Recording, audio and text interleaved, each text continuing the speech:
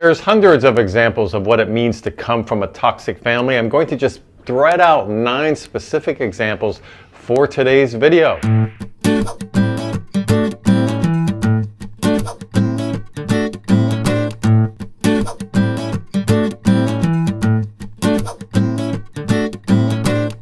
These are in no particular order, but these are common ones that therapists see in their private practice. Number 1, hear no evil, see no evil.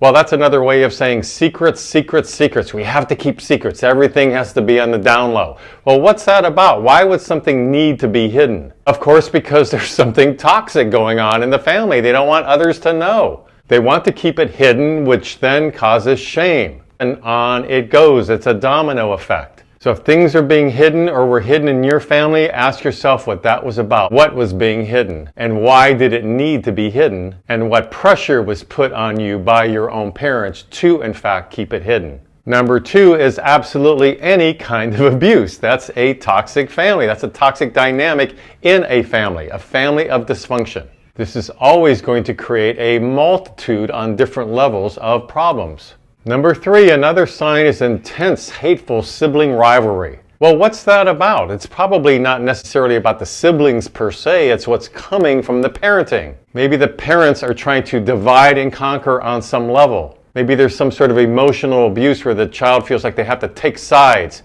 which pits the siblings against each other. Now, we're not talking about normal competition, the occasional argument here and there, and so on that siblings may have. We're talking about the kind of dysfunction where the lives, the relationships between the siblings is sometimes permanently damaged. That's very sad. There's a reason for it, and it's not about the siblings, it's about the parenting style. Number 4, triangulation of any sort is going to be toxic. That's destructive. So, for example, it's the mother who is emotionally disturbed herself because she hasn't worked perhaps on her own childhood trauma. Now she brings that into her adult life. She's now married. She has several children. Well, she's having an argument, a fight with her husband about something. Rather than handle that as an adult and just deal it head on with our spouse, we feel like we need protection. We need somebody on our side. So she goes, let's say, to son number 2. She feels like maybe she can manipulate him more than the other children, and tells him all the bad things about his father, her husband.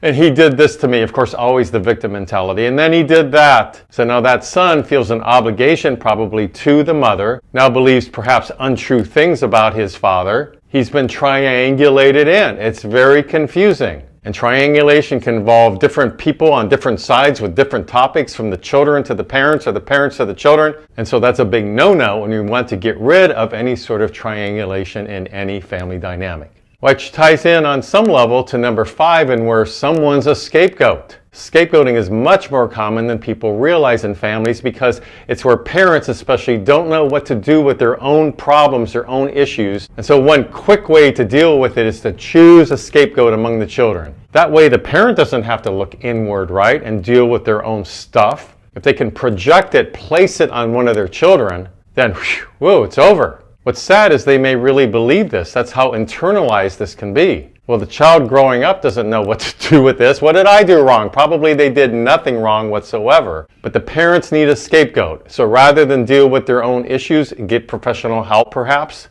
If they can dump it on one child and say it's all a result of you, you're bringing this darkness into our lives because of how you are as a person. It's the essence of you. You're a problem. This is why we're broke. This is why your sister flunked out of school. This is why your dad has a drinking problem. It's all because of you. Very scary, and it's something to be aware of if you've been raised in this way, especially if you've been the scapegoat. How are you processing and dealing with this in your adult life? Number 6, criticize, criticize, criticize. That is so very toxic, because children need to be supported and helped in the growing up process. If much of what children is hearing is all about what they're doing wrong or bad, of course they're going to struggle with that. Maybe begin to internalize it and believe it, even though it's not true. That's a very fear-based behavior. That's a very fear-based way to live one's life. It's all about what you did wrong, what you can't do right. There's a problem over here. It's your fault. You're doing things horribly. You need to fix that. Versus helping a child, supporting them in their strengths, what they're doing right, all the possibilities. And of course, this criticism coming from parents is usually a reflection, of course, of how the parent feels about themselves, and now that's being projected onto a child.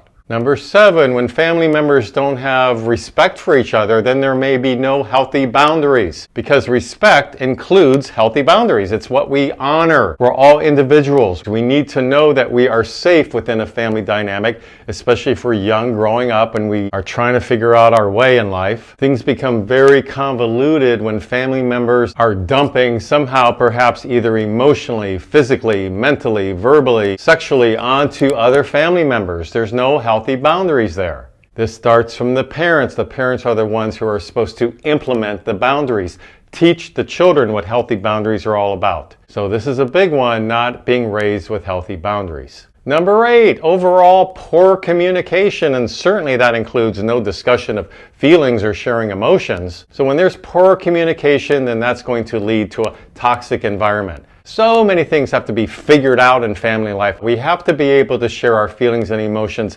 safely in a family, and this happens with open communication. Also, of course, the two kingpins, the two parents, without open communication, they're not role modeling that for the children and resolving conflict and so on, showing the children that things can be tough sometimes, but this is how we resolve it. We come to a resolution. Of course, that happens through good communication. If this doesn't take place in the family, very, very toxic. And number 9, any sort of alcohol or substance abuse whatsoever. Not only is the actual addiction an issue, but of course how it impacts all family members. Family members take on different roles because of this. The good kid, the rebel, the walking on eggshells kind of kid, can lead to kids never feeling like they can disagree, share their opinion because they don't want to make things worse. And of course, if it's the parent with the addiction, are they acting out somehow? Coming home drunk and not preparing dinner for the family? Not paying the bills, all of a sudden the heat is turned off because of this? Or if a child is allowed to have this addiction within the family household growing up, why aren't the parents handling that? Does the child need to go to rehab?